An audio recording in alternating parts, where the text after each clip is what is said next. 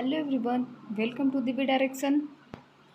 आज की वीडियो में हम 107 से आने वाले मोस्ट इम्पॉर्टेंट एमसीक्यू क्वेश्चन को देखेंगे। BEd second semester 107। चलिए स्टार्ट करते हैं। पहला क्वेश्चन है, आकलन एक प्रक्रिया है, समेटिव फॉर्मेटिव? सही आंसर होगा दोनों। दूसरा क्वेश्चन देखते हैं, आकलन के संदर्भ में सत्य कथन है। आकलन की प्रकृति अनौपचारिक होती है। और बी वाला है, यह भौतिक राशि को अंक प्रदान करने की प्रक्रिया है। ऑप्शन नंबर सी, मापन की तरह ही आकलन भी अंकन प्रदान करता है। इसका सही आंसर होगा ऑप्शन नंबर डी, सभी। अगला क्वेश्चन देखते हैं, क्वेश्चन नंबर 3, आकलन है। ऑप्शन नंबर ए है, सूचना संग्रहण तथा विचार विमर्श की प्रक्रिया। ऑप्शन नंबर बी, छात्र अधिगम में वृद्धि। ऑप्शन नंबर सी है, अधिगम और विकास का व्यवस्थित आधार। ऑप्शन नंबर डी, चयन, रचना, संग्रहण, व्याख्या, सूचना, ये सब आकलन, ये सभी हैं। अगला क्वेश्चन देखते हैं,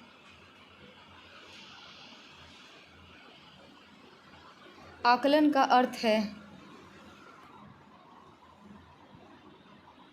इसका आंसर होगा ए वाला दिया, पहले पढ़ते हैं।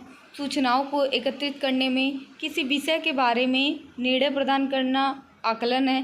किसी विषय के बारे में निर्णय प्रदान करना ही आकलन है। और आकलन में ग्रेडिंग नहीं होती है। ऑप्शन नंबर ई, सभी। पांचवा क्वेश्चन देखते हैं, आकलन व मूल्यांकन का स्वरूप है। विश्वसनीयता, वैधता, मानकीकरण, व्यवहारिकता, ये सभी। अब देखते हैं क्वेश्चन नंबर 6 को। मूल्यांकन है अंतिम परिणाम, वांछित व्यवहार व परिवर्तन का माध्यम, मूल्यांकन पृष्ठपोषण देने का कार्य। आंसर होगा सही आंसर सी।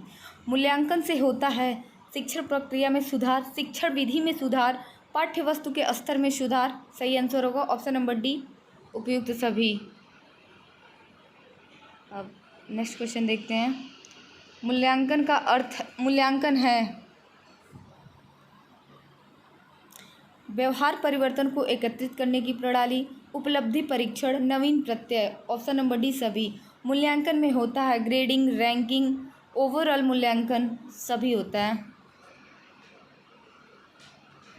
अब बात करते हैं नेक्स्ट क्वेश्चन की।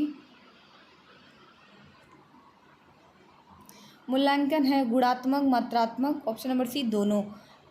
ये बताइए सही है गलत, ये क्वेश्चन ऐसे है। Evaluation is equal to quantitative plus qualitative plus value, ये कथन सत्य है। मूल्यांकन का स्वरूप होता है सतत प्रक्रिया, व्यापक, गुणात्मक तथा मात्रात्मक, सभी।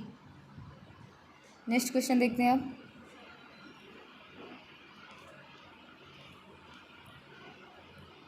ब्लूम टैक्सोनॉमी सोपान है। ब्लूम टैक्सोनॉमी के कितने सोपान हैं? सही आंसर होगा 6। बीएस ब्लूम टैक्सोनॉमी के चरण हैं अभिज्ञान, बोध, प्रयोग, विश्लेषण, संश्लेषण, मूल्यांकन, ये सभी हैं। नेक्स्ट क्वेश्चन देखते हैं, अधिगम का आकलन का सूत्र बताइए। इसका सूत्र होगा, अधिगम प्रक्रिया के अंत में अधिगमकर्ता का अधिगम स्तर माइनस अधिगम प्रक्रिया के शुरू में अधिगमकर्ता का अधिगम स्तर। अब नेक्स्ट देखते हैं, असेसमेंट ऑफ लर्निंग ना कि असेसमेंट फॉर लर्निंग के फ़ायदे। फ़ायदे क्या हैं इसके, ये देखते हैं। ऑप्शन नंबर ए है, अधिगम किस प्रकार संपन्न हुआ। अगला, अधिगम उद्देश्यों की प्राप्ति कहाँ तक पाई ताकि मूल्यांकन किया जा सके। फिर नेक्स्ट, अधिगमकर्ता के व्यवहार में कितना परिवर्तन हुआ। सही आंसर होगा सभी। आगे देखते हैं, असेसमेंट फॉर लर्निंग के फ़ायदे क्या है। ऑप्शन नंबर ए, रुचि, व्यक्तित्व, स्वभाव, मूड, अभिवृत्ति। इसका सही आंसर होगा दोनों। अब नेक्स्ट क्वेश्चन देखते हैं,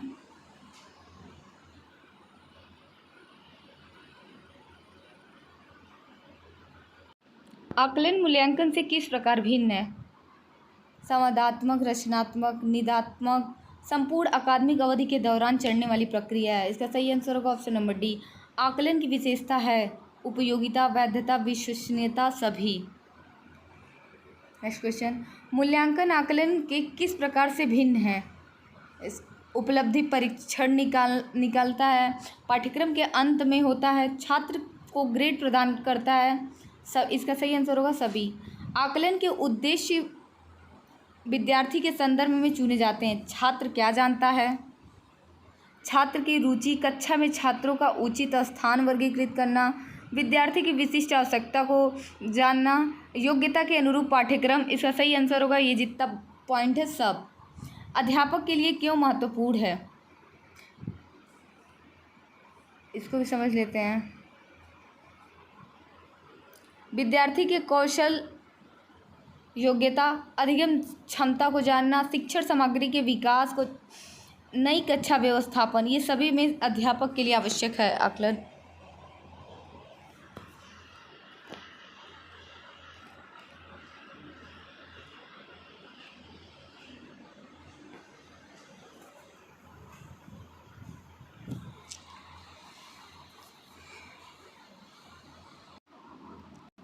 नेक्स्ट, पाठ्य सहगामी क्रिया है रुचि आधारित, विद्यार्थी की संस्कृति, विद्यार्थी की योग्यता अनुसार शैक्षिक रणनीति बनाता। ऑप्शन नंबर डी सभी।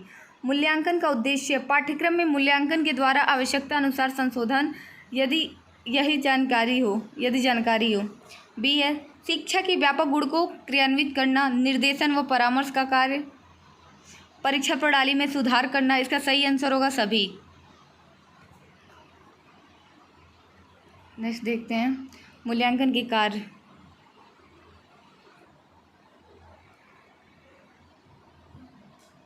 विद्यालय का मूल्यांकन करते हुए कमी को दूर करना, बालक व्यवहार संबंधी जांच, अधिगम समस्या का पता लगाना, नवीनतम प्रभावशाली शिक्षण विधि की जांच, शिक्षण विधि और पाठ्यवस्तु की जांच, ये सब मूल्यांकन के कार्य हैं। आकलन है शिक्षक निर्मित, मानकीकृत निर्मित, दोनों।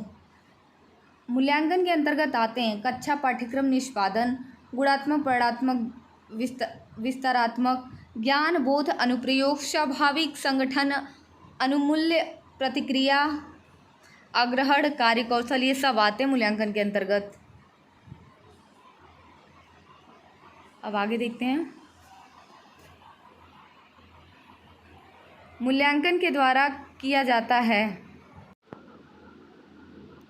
बच्चों को उत्तीर्ण या अनुत्तीर्ण घोषित किया जाना, शैक्षिक नीति का निर्माण, समय समय पर उनमें परिवर्तन, सुधार, पाठ्यक्रम, पाठ्यपुस्तक, शैक्षिक नीति, पाठन पठन, अनुशासन आदि में सुधार, मार्गदर्शन, निर्देशन, परामर्श का कार्य, ये सभी किया जाता है। संरचनात्मक आकलन की विशेषता क्या है? नैदानिक, सुधारात्मक, स्टूडेंट को सेल्फ लर्निंग में प्रभावित, effective in self learning for student. कैसे और क्या स्टडी करना है, क्या पढ़ना है, विभिन्न शिक्षण शैली में समाविष्ट करना, ये सब संरचनात्मक आकलन की विशेषता है। संरचनात्मक आकलन के दोष क्या हैं? व्यक्ति के सभी पक्षों का आकलन नहीं, स्वयं सीखने में भागीदारी प्रदान नहीं करना, संकुचित क्षेत्र प्रदान करना, ठोस निष्कर्ष न निकालना, ये सब संरचनात्मक आकलन के दोष हैं। योगात्मक आकलन की विशेषता को भी देख लेते हैं। इसका क्षेत्र व्यापक होता है, सभी पक्षों का मूल्यांकन होता है, इसलिए इसका सही आंसर होगा ऑप्शन नंबर सी, दोनों। योगात्मक आकलन के दोष: सूचनाओं को एकत्रित करने में अधिक धन का व्यय, टाइम अधिक लेता है। इसका सही आंसर होगा दोनों। योगात्मक आकलन के ये दोनों दोष हैं। निदान का अर्थ है अधिगम संबंधी समस्याओं का निर्धारण, इसे ही निदानात्मक आकलन कहते हैं। यह कथन किसका है? गुड का है। निदानात्मक आकलन के उद्देश्य: अध्यापक को अपनी अध्यापन प्रक्रिया में समुचित सुधार हेतु परामर्श, कमियों, हीनता, कठिनाई की जानकारी, टीचिंग लर्निंग को इफ़ेक्टिव बनाना, information about shortcoming, weakness, difficulties. Achievement test के निर्माण हेतु विभिन्न प्रकार के प्रश्नों के चयन में सहायता करना। ये सब निदानात्मक आकलन के उद्देश्य हैं। अब बात करते हैं आकलन और मूल्यांकन के कार्य। निर्णय लेना, शिक्षार्थियों को प्रेरित करना, ये दोनों आकलन मूल्यांकन के कार्य हैं। उपलब्धि परीक्षण नहीं है, इनमें मूल्यांकन होता है, आकलन नहीं। नेक्स्ट क्वेश्चन देखते हैं। उपलब्धि क्या नहीं है? लक्ष्य प्राप्त कर इसका परीक्षण करना, ये उपलब्धि नहीं है। नेक्स्ट क्वेश्चन देखते हैं। सर्वप्रथम लिखित परीक्षण का बल किसने दिया था? 1840 में हॉरिसमन ने दिया था। उपलब्धि परीक्षण की विशेषता बताएं। इसमें इस परीक्षा का उद्देश्य पहले से निर्धारित होता है, व्यवहारिक दृष्टिकोण से उपयोगी होता है। उत्तम परीक्षण की पाठ्य वस्तु विद्यार्थी के मानसिक स्तर, रुचि, योग्यता, क्षमता के अनुरूप होती है, जिसमें उचित रूप से उपलब्धि का मापन हो। इसका सही आंसर होगा सभी। उपलब्धि परीक्षण नहीं होनी चाहिए। इस परीक्षण में प्रमाणीकृत सभी परीक्षा की विशेषता शामिल नहीं होती है। उपलब्धि प्रक्रिया का पहला चरण देखिए, यहाँ लाइन से इसके 4 चरण, चारों को लिखा गया है। पहला चरण होता है planning, second preparation, third final try out और फोर्थ जो होता है इवेल्युएशन, मूल्यांकन। अब नेक्स्ट आगे देखते हैं। उपलब्धि परीक्षण का उपयोग अगली कक्षा में पदोन्नति, विभिन्न सेवाओं का चयन, छात्रों को वर्गीकृत करने में। इसका सही आंसर होगा सभी। उपलब्धि परीक्षण के 4 प्रकार होते हैं। अध्यापक निर्मित परीक्षण के प्रकार निबंधात्मक, लघुत्तरी, वस्तुनिष्ठ, सभी।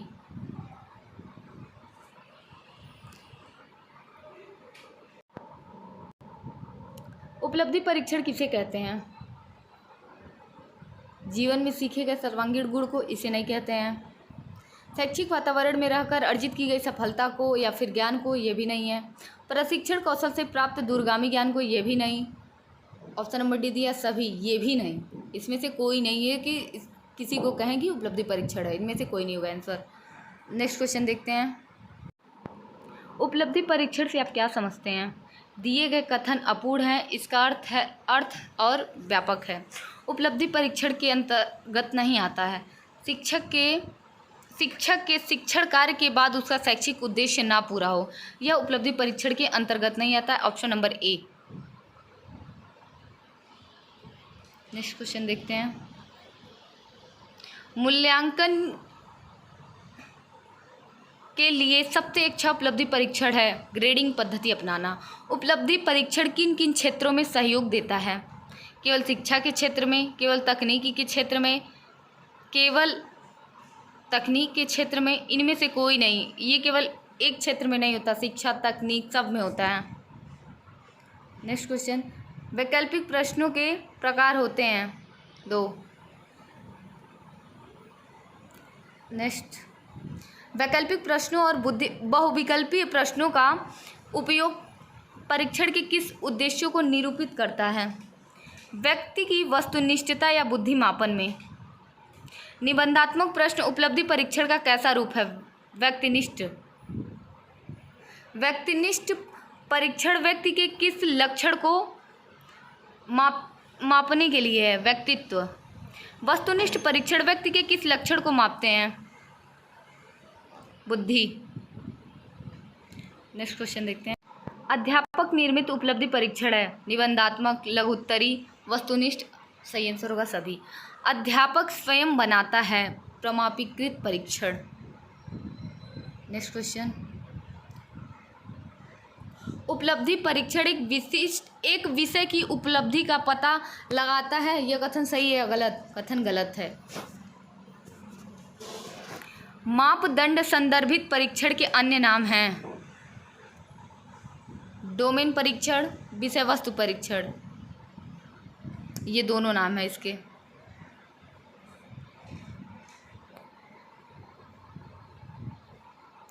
मानदंड संदर्भित परीक्षण के कार्य क्या हैं? बुद्धि मूल्यांकन, कौशल संबंधी मूल्यांकन। ऑप्शन नंबर सी दोनों हैं। मानदंड संदर्भित परीक्षण की खोज पाहम और यूशेक ने की थी। अयोया उपलब्धि परीक्षण माला 1925 में स्थापित की गई थी। कोऑपरेटिव उपलब्धि परीक्षण 1948 में।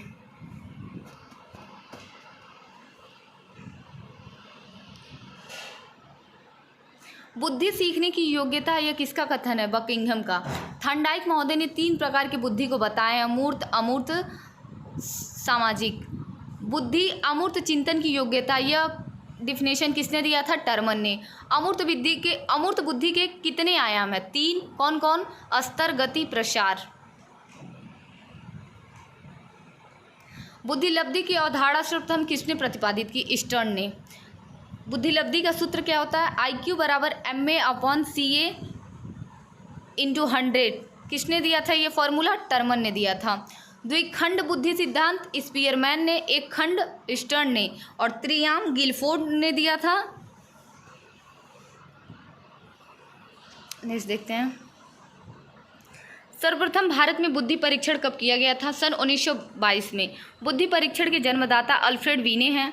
बीने साइमन बुद्धि परीक्षण का निर्माण 1905 में किया गया था। इसका बीने साइमन बुद्धि परीक्षण का संप्रत्यय 1908 में। बीटा परीक्षण जो है अशिक्षित लोगों के लिए था। जलोटा परीक्षण सामूहिक बुद्धि परीक्षण के अंतर्गत आता है। रोडसा स्याही धब्बा परीक्षण, इसमें 10 कार्ड होते हैं। ये प्रक्षेपी विधि के अंतर्गत आता है। इसकी खोज रोडसा ने 1921 ईस्वी में की थी। Next question. अभिक्षमता के 3 प्रकार हैं।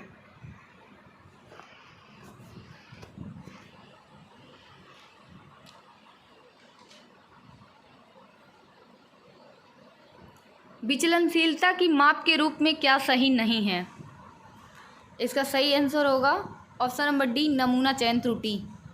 जड़ बुद्धि की बुद्धिलब्धि क्या होती है? 0 से 25। विचलन का विश्वसनीय माप होता है प्रमाणिक विचलन। भार एक सतत चर है। केंद्रीयवर्तीय मान के 3 प्रकार हैं। मध्यमान जो है प्राप्तांकों का औसत होता है। एलिमेंट्री स्टैटिकल मेथड बुक के लेखक कौन है? WS सुटक्लिफ। बाउले ने क्या परिभाषा दिया था ये भी देख लेते हैं। इनका पूछता है एग्जाम में ये कथन किसका है, तो कथन इनका देखते हैं। सांख्यिकी को वास्तव में गणना करने का विज्ञान कहा जा सकता है। सिग्मा चिन्ह किस लिए होता है? योग। सिग्मा चिन्ह जो होता है योग दर्शाता है।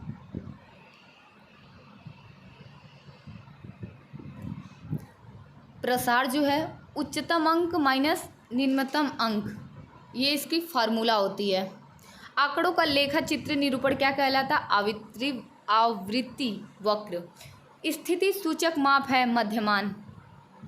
मापन का उच्चतम स्तर अनुपात होता है और निम्नतम नामित। मापन के कुल 4 स्तर होते हैं। चतुर्थांश विचलन, इसका फॉर्मूला क्या होता है? Q बराबर Q3 माइनस Q1/2। मानक विचलन का सूत्र SD = सिग्मा x²/n। आगे देखते हैं। TAT प्रासंगिक अंतर्बोध परीक्षण के जनक कौन है? इसकी खोज किसने की थी? मरे ने।